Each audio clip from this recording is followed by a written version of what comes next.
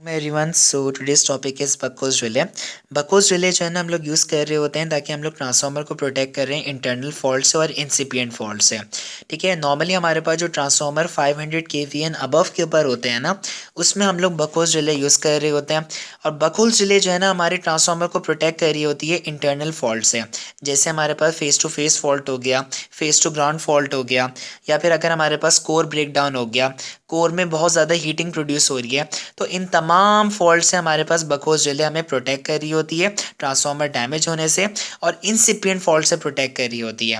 देखो, इंसिपिएंट फॉल्ट्स का मतलब ये होता है कि ये वो फॉल्ट होते हैं कि जो कि बिगनिंग में हार्मफुल नहीं होते हैं, लेकिन अगर हमने उनको प्रॉपर्ली मॉनिटर नहीं करा तो वो बाद में जाके हार्मफुल हो सकते हैं। जैसे फॉर एग्जांपल ये कि ट्रांसफार्मर की इंसुलेशन है, ट्रांसफार्मर की इंसुलेशन आहिस्ता आहिस्ता वक्त के साथ साथ डिटोरिएट होती जाएगी। अगर आपने उसको प्रॉपर्ली मॉनिटर नहीं करा, प्रॉपर्ली उसकी केयर नहीं की, तो फिर वो इंसुलेशन डैमेज हो जाएगी। तो ये एक तरीके का इंसिपिएंट फॉल्ट्स हो गया। ऐसे फॉल्ट्स जो कि बिगनिंग में हार्मफुल ना हो, लेकिन अगर हमने उनको प्रॉपर्ली मॉनिटर नहीं करा तो वो हार्मफुल हो सकते हैं, उसको हम लोग इंसिपिएंट फॉल्ट्स कह रहे होते हैं। तो बकोस रिले जो है ना हमारे पास इंटरनल फॉल्ट से और इंसिपिएंट फॉल्ट से प्रोटेक्ट कर रही होती है। तो इसकी हम लोग देख लेते हैं। सबसे पहले कंस्ट्रक्शन। बकोस रिले की कंस्ट्रक्शन बहुत सिंपल है। ये हमारे पास एक ऑयल इमर्ज रिले होती है। इसमें ऑयल जो है वो फिल्ड हुआ हुआ होता है। अच्छा, इसमें जो है ना दो बाकायदा फ्लोट्स होते हैं। ठीक है, इसको हम लोग फ्लोट इस वजह से कहते हैं क्योंकि ये मूव कर रहे होते हैं, ये फ्लोट कर रहे होते हैं जब ऑयल का लेवल चेंज होता है। ठीक है, ये जो अपवर्ड फ्लोट होता है, ये डाउनवर्ड फ्लोट होता है। ये जो अपवर्ड फ्लोट होता है ना, ये मर्करी स्विचेस के साथ कनेक्ट हुआ हुआ है। इसी तरह ये डाउनवर्ड फ्लोट भी मर्करी स्विच के साथ कनेक्ट हुआ हुआ है। ये मर्करी स्विच जो है ना अपवर्ड फ्लोट का, ये अल्टीमेटली अलार्म सर्किट के साथ कनेक्ट हुआ हुआ है। और ये जो डाउनवर्ड मर्करी स्विच है ना, ये हमारे पास जो है वो ट्रिप ब्रेकर के साथ कनेक्ट हुआ हुआ है। ठीक है, तो ये सिंपल से इसकी कंस्ट्रक्शन होती है। अच्छा, बकहोज रिले जो है ना हमारे पास ट्रांसफार्मर टैंक में और जो कंजर्वेटर होता है, इसमें जो इसके बिटवीन जो है वो कनेक्ट की जाती है। ठीक है, अच्छा इसके आप देख लेते हैं वर्किंग प्रिंसिपल। देखो, वर्किंग प्रिंसिपल बहुत सिंपल होता है।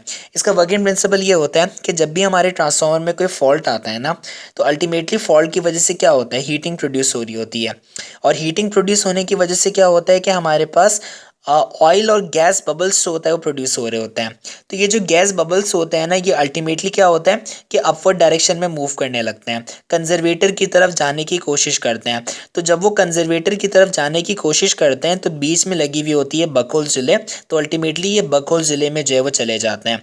और बकहोल रिले जो है ना बेसिकली हमारे पास एक ऐसी रिले होती है जो कि इस चीज़ को नोटिस कर रही होती है। ये बेसिकली हमारे पास एक एक गैस एक्चुएटेड और ऑयल एक्चुएटेड रिले होती है। ठीक है, इसका वर्किंग प्रिंसिपल ये होता है कि जैसे अगर मेरे सिस्टम में कोई फॉल्ट आया, ठीक है, जैसे मेरे सिस्टम में फॉल्ट आया, छोटा सा फॉल्ट आ गया, ठीक है, उसकी माइनर फॉल्ट आ गया, तो अल्टीमेटली क्या होगा कि मेरे सिस्टम में जो गैस प्रोडक्शन होगी या जो गैस बबल्स प्रोड्यूस होंगे वो कम प्रोड्यूस होंगे। अब जो गैस बबल्स प्रोड्यूस हो रहे हैं ना, वो क्या करेंगे कि वो इस अपवर्ड फ्लोट को मूव कर देंगे। ये अपवर्ड फ्लोट जो होता है अल्टीमेटली मर्करी स्विच को ट्रिगर करेगा, और मर्करी स्विच जो है ना वो अलार्म सर्किट को ट्रिगर करेगी।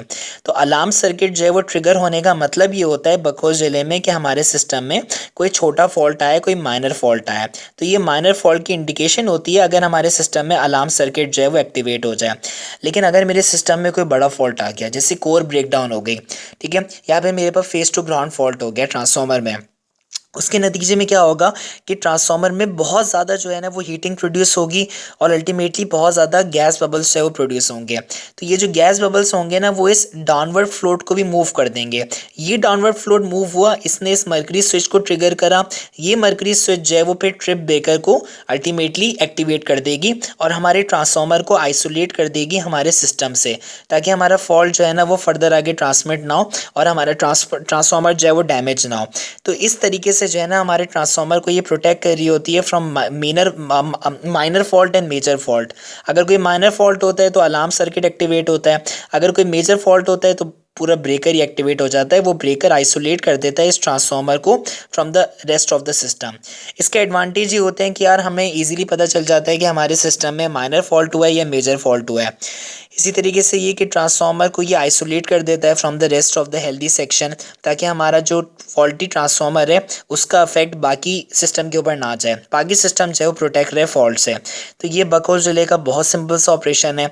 ये रिले हम लोग यूज़ कर रहे होते हैं 500 kVA अबव के ट्रांसफार्मर के ऊपर। ठीक है, ये बड़ा इंटरव्यू क्वेश्चन भी होता है कि हम लोग बकोस रिले को किस रेटिंग के ट्रांसफार्मर के ऊपर यूज़ कर रहे होते हैं। तो वो ट्रांसफार्मर जो कि 500 kV एंड अबव के ऊपर होते हैं ना, उसमें हम लोग नॉर्मली बकोस रिले को यूज़ कर रहे होते हैं इंटरनल फॉल्ट से प्रोटेक्ट करने के लिए। Thank you.